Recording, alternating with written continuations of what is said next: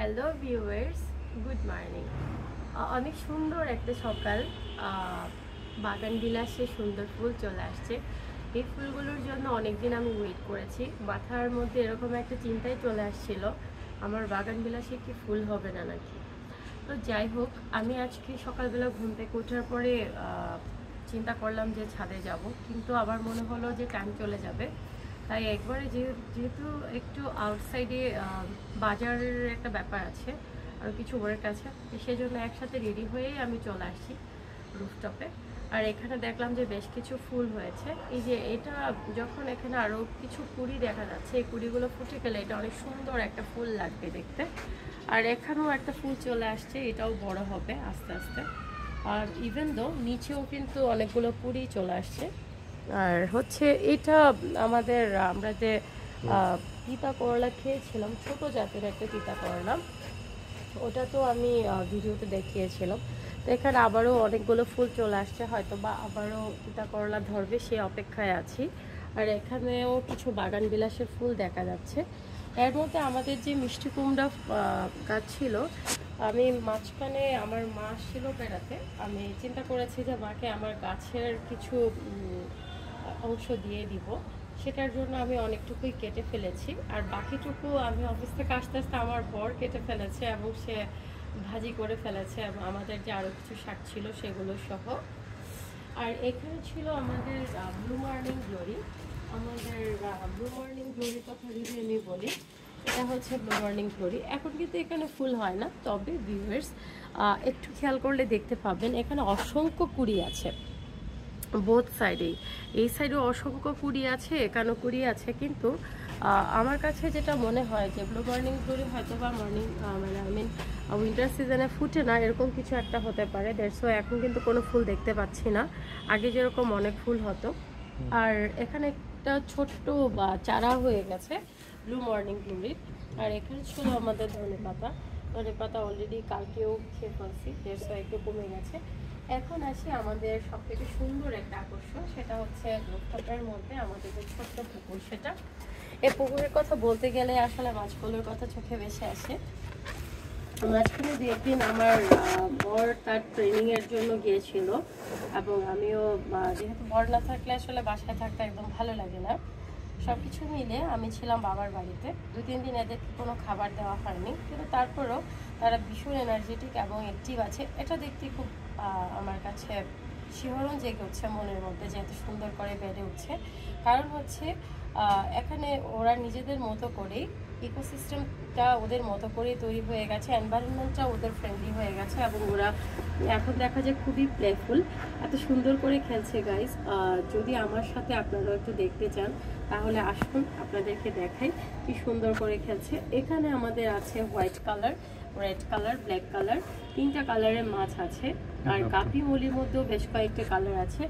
এরা যেহেতু খুব ছোট হয় সাইজে, খুব সুন্দর করে দেখানো অতটা পসিবল হচ্ছে না, but I am trying to see you. এখানে মোটামুটি এখন দেখা যাচ্ছে। আর আমাদের এই রেড কালারের মাছ যেটা আছে, এটাকে দেখে প্রতিদিনই মনে হয় শি ইজ প্রেগনেন্ট। ওর ফেসটা দেখলেই বোঝা যায়, এবং হচ্ছে ওর আমি ওর দিকে তাকালেই মনে হয় যে ওর প্রেগনেন্ট, এবং হচ্ছে আমি খুব বেশি আশা নিয়ে বসে থাকি যে আমাদের জন্য হ্যাপি কোনো নিউজ চলে আসছে। বাট এভরি মর্নিং দেখার পরেও কোনো হ্যাপি নিউজ দেখতে পাই না, শুধু তাকিয়ে দেখা যায়। তো যাই হোক গাইজ, এখন এই কথাগুলো ছেড়ে আসি। তো আমাদের আরও কিছু সুন্দর ফুল হয়েছিল ব্লু কালারের, সেই ফুলগুলোর এখন কী অবস্থা চলুন দেখি। তো এটা হচ্ছে আমাদের ছাদ, আমাদের ছাদ, এবং এটা পুরো অপোজিট সাইডে। এটা দেখতে কি বলবো, মানে এত সুন্দর হয়েছে, এত ফুল কিভাবে হলো সেটাই আমার জানতে ইচ্ছে করছে এখন। মানে এখানে হাজার হাজার ফুলে ভরে গেছে, পুরো গাছটাই ফুলে ভরে গেছে একদম।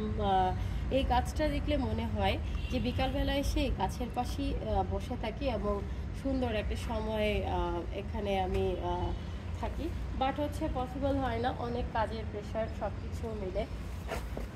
আর এখন চলে আসি, এটা হচ্ছে ব্রিঞ্জালের বেগুনের আমি কিছু বীজ নিয়ে আসছিলাম আমার আন্টির কাছ থেকে। আর ওইদিকে রাখাতে আমাদের মানে ছাদের দুটো সাইডের মধ্যে, একটাতে রোদ পড়ে অনেক বেশি, একটাতে একটু কম পড়ে।